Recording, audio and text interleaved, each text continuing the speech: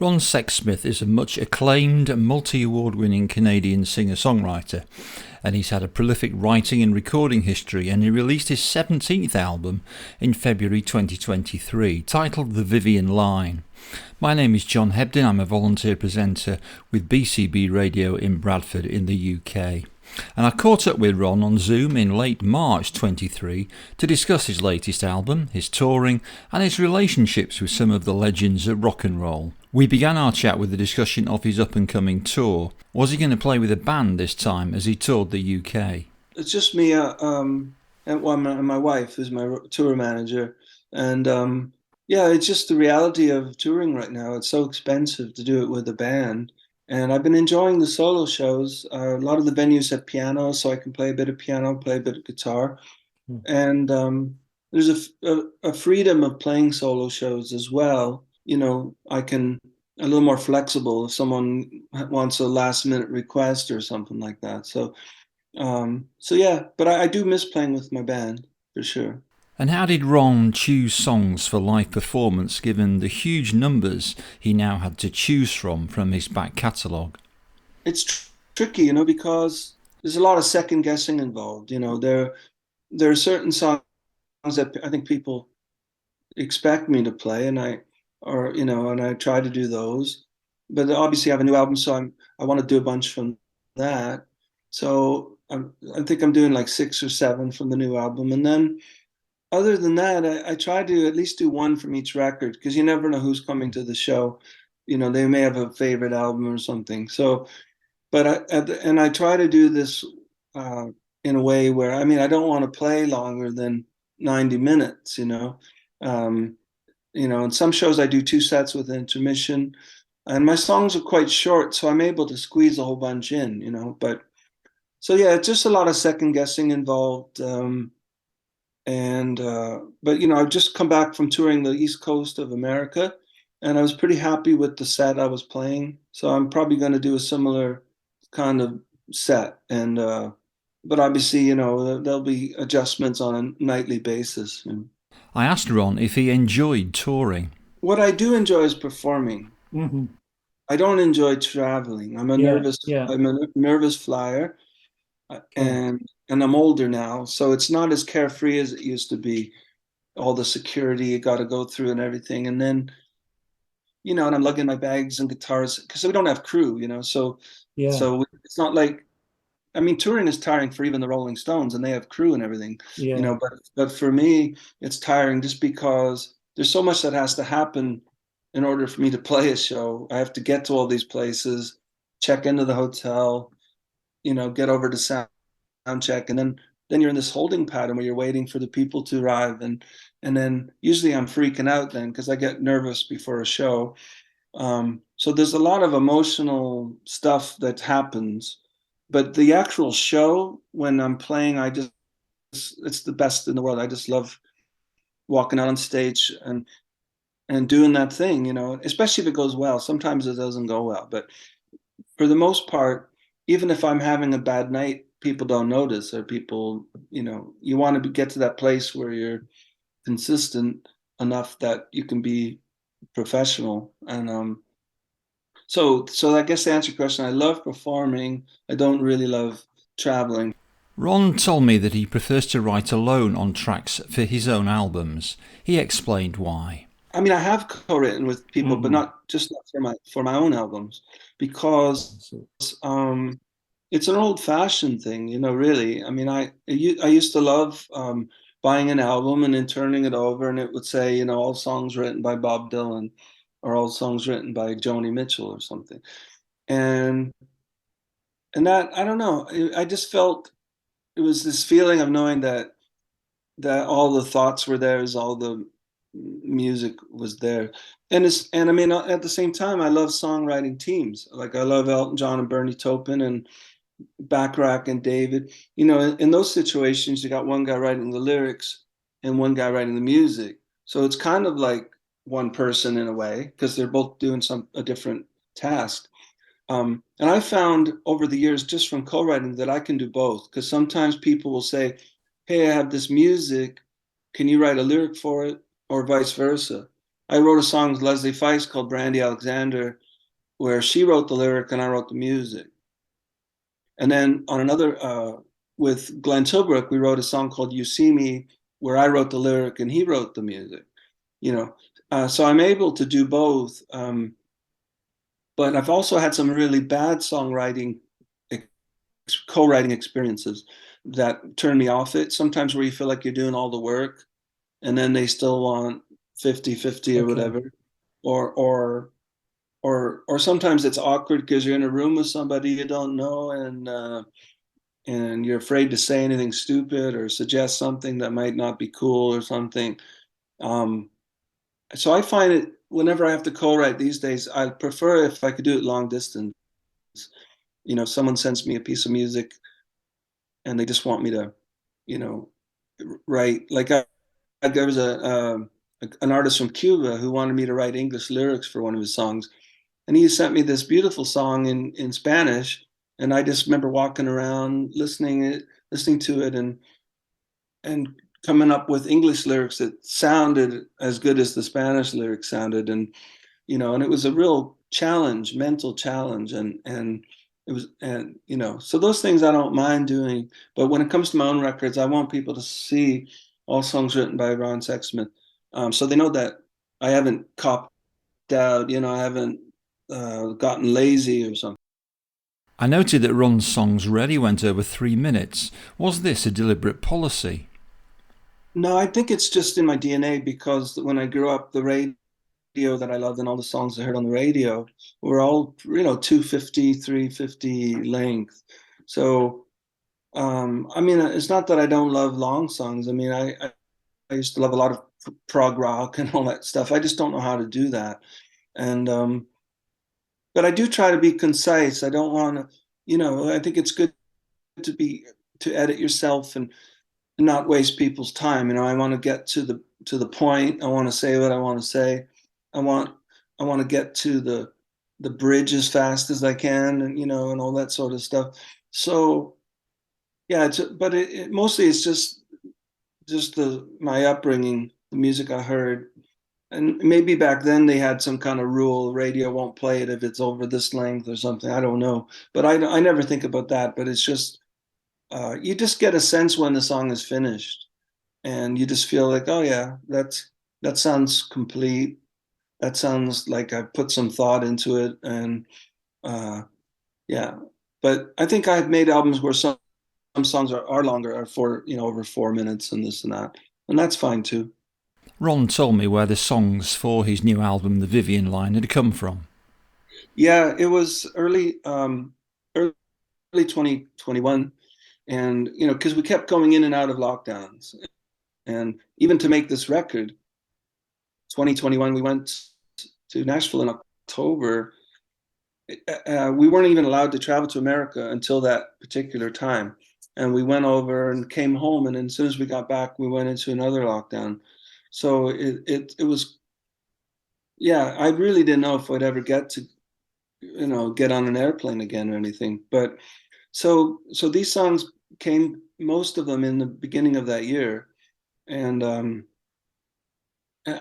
you know, and I don't really know exactly where they came from because I wasn't expecting to write another record, but I remember I think the first song I wrote was called Ever Wonder, which is like the last song on the record.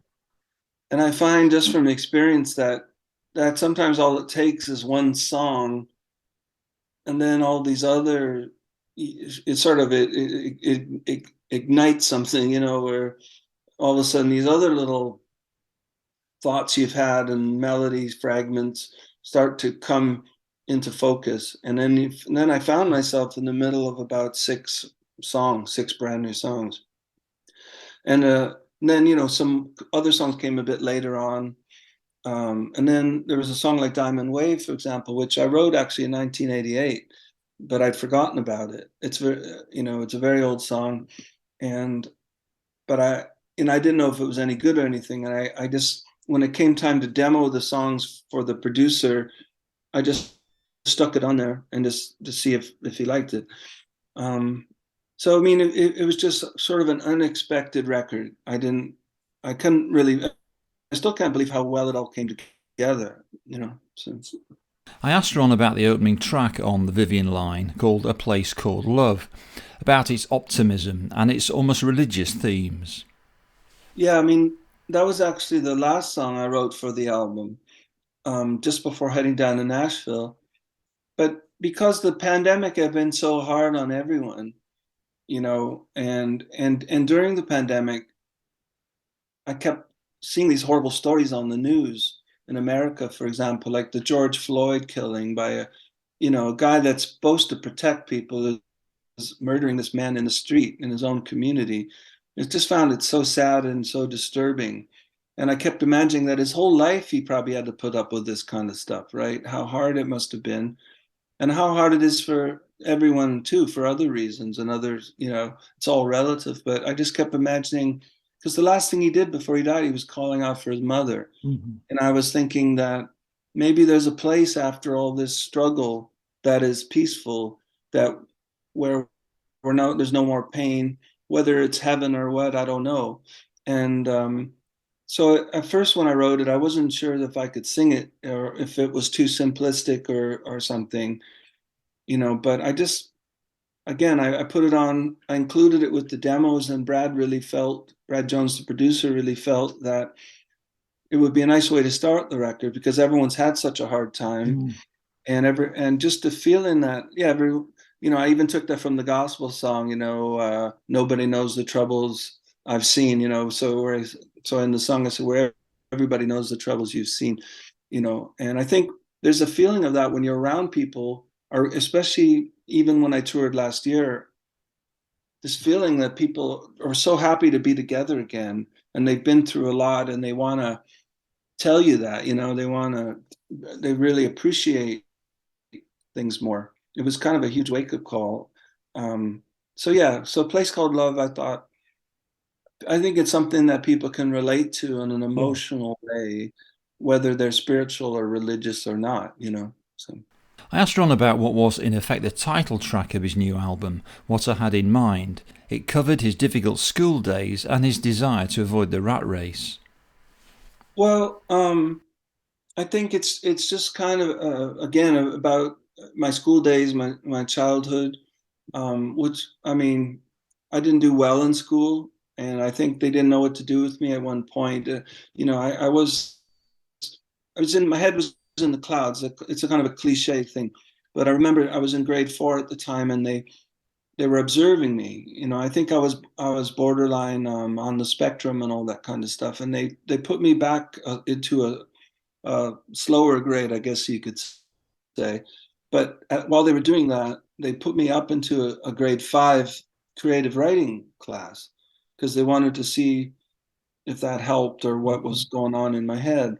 Because, I mean, I didn't really, I mean, I had these dreams of being a singer even before I thought I could be a songwriter, but no one actually felt that I could sing or anything. I didn't know how to get from St. Catharines, Ontario, where I was born, to this place, where, I mean, I was already at that time, I think, a fan of Elton John and all this sort of stuff. And so I guess it's a song about a boy who had struggles and kind of very low prospects. But by the end of the song, you get a sense that it all worked out, because and everyone has struggles and everyone has problems with school and this and that. So, because the whole time when I was in class, everything felt like I wasn't interested in math and all those things, because I kind of knew already what I wanted to do, and everything was an obstacles in my way. But so I guess I wanted to write a song about that transition from, my childhood, which was mostly happy, to this place where my dream came true, and I'm heading out on the road to do some shows, and I'm making records and all that stuff. And is that the Vivian Line? Is that the road that you're traveling down? Yeah, it's like just about 5 minutes from our house. It's this old country road that it's just the quickest way for us to get out of town, and it dumps us out on the main road into the highway and all that. And we only just found out who Vivian was last November. who actually passed away in November. She was in her 90s, I think, but she was the daughter of a landowner in the turn of the century, last century, and the first woman school bus driver in this neighborhood, and so her dad named that street after her, or that road after her. Diamond Wave was one of several tracks on the album which featured brilliant animated videos on YouTube. Ron explained. Yeah, we met this fellow in LA named CJ Wallace, who's an animator, and he approached us and said, "Hey, I love, he's a fan of my music," and we told him we don't really have a budget for making videos, and he didn't even care. So he said, "What I want to do is make a short movie, make 4 little videos, and then thread them together into a movie." And we've just been amazed at what he's done, because we haven't had any input in this at all, other than the songs. And he's just kind of created this really beautiful little story of this couple and the passing of time. And it's kind of a sad story, actually, but anyway, that was an unexpected thing that happened, him coming into our life. Ron had a couple of less serious, playful tracks on the Vivian Line. One of these is Outdated and Antiquated. Here's Ron. It can be frustrating for people sometimes, because I don't have a cell phone, I don't drive, I listen to vinyl records mostly, but I'm happy, I have a computer, obviously, and that takes up a lot of time. But I don't do well with change. I get very anxious when things, even if Colleen, my wife, is moving the furniture around, I don't like it. I like things to stay the same, which is very unrealistic. And it just causes me a lot of anxiety. And so with that song, in a way, I was poking fun at myself, because I'll walk the river with my CD Discman, listening to an album, where most people got 1,000 songs on their phone or whatever like this. I just like to listen to one album at a time. So it's me poking fun at myself, and also defending myself too, for my own lifestyle choice of, I know that I can't stop change and it's happening all around me, but I'm still, I'm kind of like, going like this a bit, I don't really want to let it in, because because I'm set in my ways, and in a way I feel like I'm almost too old now to embrace whatever's happening, The song This, That and the Other Thing featured what I thought was a very commercial, even radio-friendly groove. Here's Ron. Yeah, that was actually, if you notice, there's This, That and the Other Thing, and then Barn Conversion, which they're both two kind of outliers in a way, in terms of the rest of the album. So I kind of put them together. But This, That and the Other Thing, I love people like Smokey Robinson is a hero of mine. I'm probably not the right person to sing those kind of songs, but it was just started with a groove, and all I had was the line, this, that, and the other thing, which is a common expression, when you're describing things that prevent you from doing what you'd rather be doing. There's always something you have to take care of. And I was just playing it around the house. I had the melody for the verse, but I didn't have any lyrics. But it just, little by little, it came together, with, again, because I don't have a cell phone and stuff like this, people complain to me sometimes they have a hard time reaching me, or I don't get back to them as soon as, and that's how kind of the lyrics began. I really meant to get back to you, but I'm not the one who, I can't remember what the lyrics are now, but it's I think it's a song people can relate to, because there's so many obstacles in our way on a daily basis, and that keep us from enjoying the day. And so yeah, it is a bit of a weird song for the record. It's a bit of a sore thumb, I think, but and it's one I haven't really performed live yet, because I haven't quite figured out if people want to hear it or not, or if it's a song that would work in a solo, setting. Well, it strikes me as kind of obvious radio choice. So it'll be We thought so. That's what we thought, but so far none of the labels have said that. So, well, okay. Well, it's going to get played on Bradford Radio anyway. Okay. My wife said that recently. She goes, I think that's the single. I don't know why you're releasing these other singles, and I don't really have much say in the matter.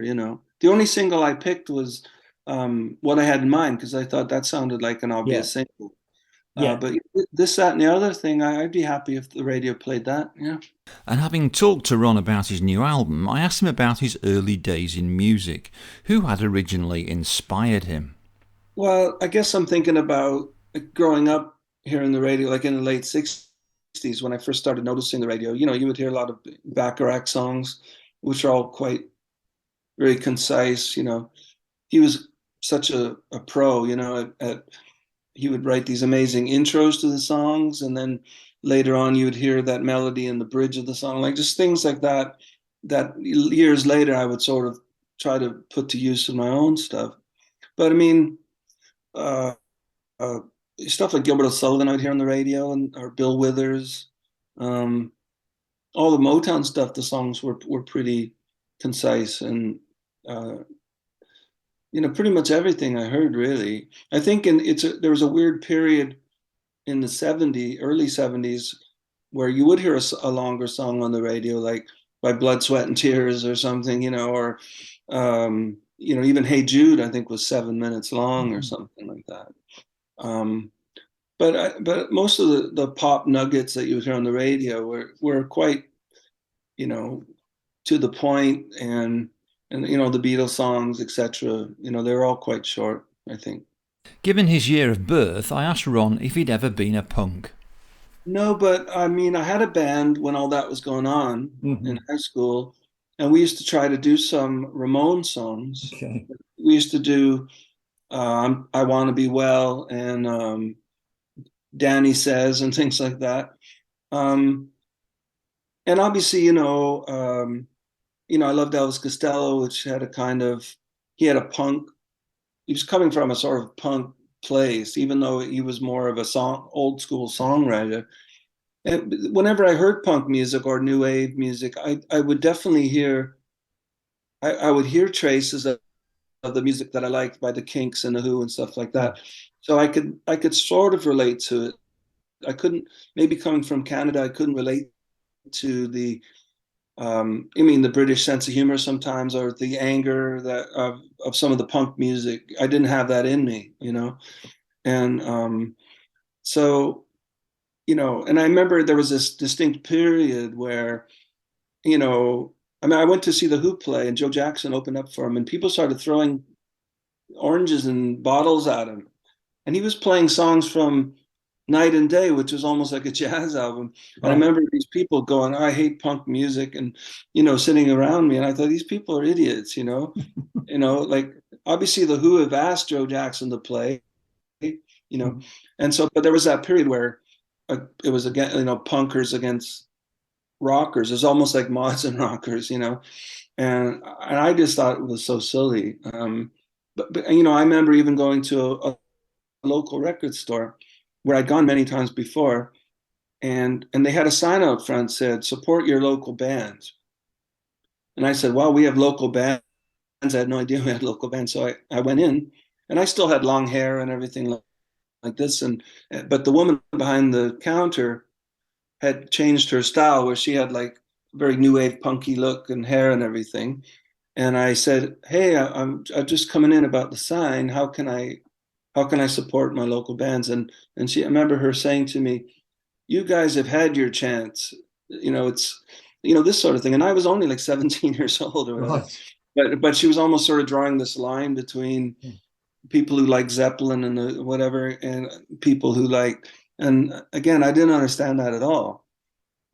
So I know, to answer your question, to make a long story, I didn't feel I could pull off punk music. I didn't have the look, or the angst, or whatever it took, I noted that Ron Sexsmith's work had often been compared to Paul McCartney, and I wondered how he felt about this. Was it a weight to carry? When it came to writing melodies, you couldn't get much better than McCartney or Lennon too. I mean, I was a huge Lennon fan, but obviously Lennon had a more acerbic kind of thing going on. McCartney's always been sweeter, or more romantic maybe or something. I don't know. But the other guy that I get compared to a lot, who I think has been an even bigger influence on my writing, is Ray Davies from the Kinks. Because I love the Beatles. They take the cake in a way. The Beatles are at the top, but for me, it was the Kinks. It was Ray Davies that made me want to be a songwriter. Okay. I could relate to him in a way that I couldn't. The Beatles just seemed so.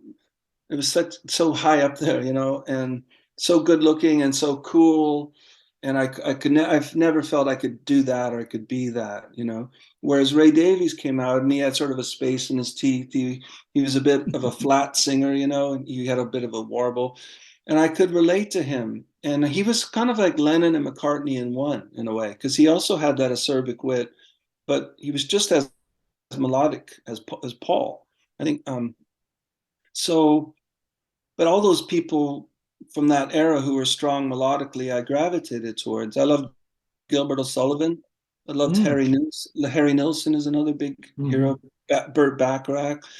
But definitely, I think vocally too. I think the shape of your face tends to produce the tone of your voice, or the length of your nose, or whatever it is. Like Lennon had a very kind of nasal voice in a way, whereas McCartney had a rounder face and produced a rounder tone, which I think I produce a rounder tone as well because of it. But the thing that separates me from McCartney and Ray Davies and all the other is that I'm on the other side of my influences is the Canadian folk music. People like Gordon Lightfoot and Leonard Cohen. And I'm kind of a hybrid of all that, the British invasion people and the, and the Canadian and some American stuff too. Like a huge fan of Bob Dylan and Randy Newman, Warren Zevon. So it's all these influences that make you who you are, and you have to find yourself in there somehow. I asked Ron if he'd ever met McCartney. Yeah, in fact, on my very first trip to England, I was invited to Paul's for breakfast on a Sunday. Yeah, when Linda was still alive, and I mean, the only reason I think at the time they'd heard of me because I was in all the magazines, but they hadn't heard my music. But I was touring with the band Squeeze, opening for Squeeze, and Chris Difford lived down the street from Paul. So it was Sunday morning, and Chris happened to call over and said, "Hey, I don't know, just check what you guys are up to. I'm here with, Canadian songwriter on Sexsmith," and they were just about to sit down for breakfast, and they invited us over. I couldn't believe it. And amazing. And we went. I was there for about 3 hours. We got to sing some songs at the table with the guitar, and he played me. Did he sing him some of your songs? No, I was too afraid, so I sang him one of his. I sang "Listen to What the Man Said." Okay. But he played it with me and did all the harmonies. Oh, that's a great song, actually. And I played him a Beach Boys song, and he played me two brand new songs from the album that he was working on at the time, which was Flaming Pie. It was surreal, and he was, it was Sunday morning, so they were both in their, pajamas, basically. And what about Ray Davies? I asked Ron Sexsmith, had he ever met him? And Ray Davies, I met him as a fan, and initially, waiting out by the stage door in Toronto.